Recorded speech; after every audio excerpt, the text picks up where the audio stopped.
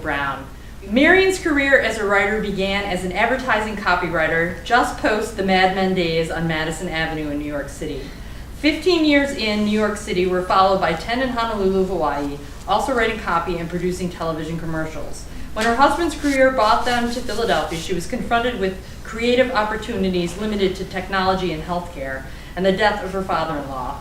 Turning away from advertising, she wrote and published a memoir and how-to guide on surviving the death of a parent, as well as 2 unpublished novels.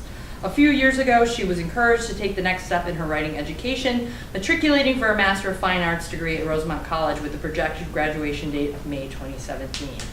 Please welcome Marion and Winnie. The happiest person in Honolulu, 1982. My breasts were swollen and achy. I heard the squeaky wheels of cribs as nurses rolled them down the hospital hallway, bringing babies to mothers for their morning feedings. The antiseptic smell of hospital mixed with the fragrant smell of the tropical leis which hung by each bedside in profusion.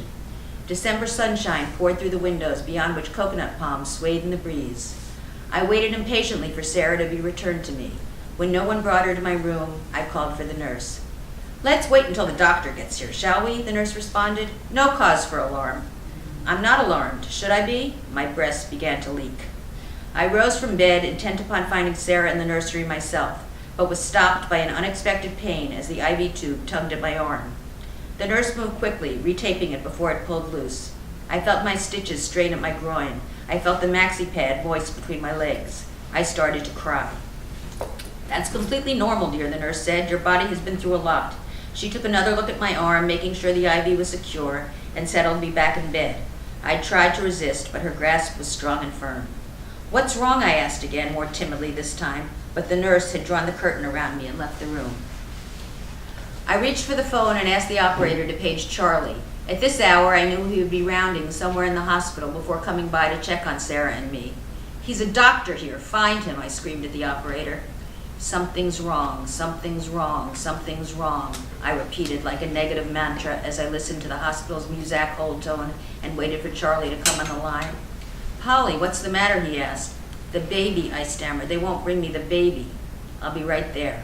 He was by my side in moments. "No one will tell me anything," I said as he stood over me. He took my hand, but not in a husbandly way. I knew he was listening for my pulse.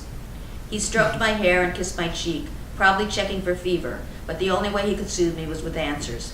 "I'll find out," he said. He hugged me before moving on to the nursery to find out about Sarah. "Wait, I want to come." I rose to follow him, but again was restricted by the IV line and hindered by the painful stitches. The nurse returned to comfort me, the same one who was responsible for my panic. I waited in bed, trying to pretend I was anywhere else. I focused on the chintzy floral curtains catching the breeze from the air conditioner. The birthing suite tried to lure patients into thinking they were in a homey bedroom, but the washable linoleum floors and hospital beds diminished the effect. I listened to the happy mom cooing to her newborn on the other side of the curtain. I wished it were me. I wished that they would quiet down. I reached for the remote, tempted to throw it in their direction, but turned the TV on loud instead. I hoped the volume would drown out their cheerful sounds. The wait for Charlie to come back with an answer felt interminable. Something was wrong with my baby. I didn't know if I could go through another loss. I didn't know if I was that resilient. I was pregnant 4 years ago. We weren't even married yet. We were young and unprepared when we received the news. Charlie was still in medical school, and having a baby was the farthest thought from our minds. "Should we keep it?" he asked me when he heard the news. We didn't know if we should be happy or sad. "You act like it's something we can just give away." I wasn't sure if I could. When we decided to keep it, I was as surprised as anyone. I always thought the choice would be easy if it came to that, but the baby inside of me already felt real, and ours. We focused our energy on a redirected future for 3. We looked for a larger apartment. I began pursuing freelance photography assignments, preparing myself for a more flexible routine. We reconsidered the tempting internships that might take us to exotic places and focused on those close to family. We ambivalently embraced the prospect of our baby. One cloudy afternoon, I stood over the sink in the darkroom, washing fixative off prints I had taken at a toddler's birthday party. A sudden cramping forced me to drop the tongs and run to the bathroom. I was only 3 months along. The new life we had begun to prepare for never happened, and we returned to our previous one, almost as if there was no interruption at all. "We're young," I told him. "There's plenty of time," he replied. Suddenly, we were sad. Shortly after, Charlie matched for a residency in Honolulu. As we stepped off the airplane with all the excited tourists, the heady tropical fragrance practically embraced us. Two white-skinned northerners in the land of palm trees and aloha. The drive into town through the pineapple refinery smelled like a bakery. We found a small cottage in Kailua, 3 blocks from the beach. We had avocado trees and mango trees and banana plants. I baked breads and jarred chutneys to mail to our friends back home. That first December, I woke one morning to a stunning field of blooming red poinsettias quilting our backyard. I wasn't surprised. Everything grew in Hawaii. I was growing myself. This time we were ready. I rubbed my ripening belly, knowing it was more than the malasadas, the greasy Portuguese donuts I was so fond of. I felt healthy and robust as I biked to my doctor's appointment across town. This may be a little cold, the doctor said, but the cool gel she squirted across my stomach delighted me. My baby would be born in the sunshine of a tropical island, learn to swim before she could walk, think rainbows were commonplace, and never know the need for closed shoes or winter jackets. I studied the wall of baby pictures sent by other happy, appreciative parents. Soon my baby's picture would find a place on that wall.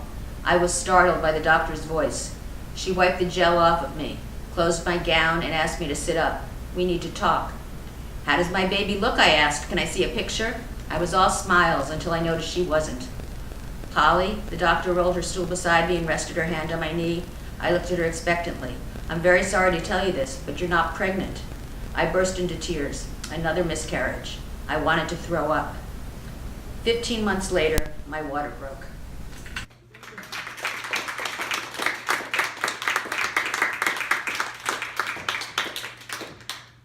We hope you enjoyed the program, and if you have any questions about Rosemont or are interested in our MFA program, please go on our website, www.rosemont.edu.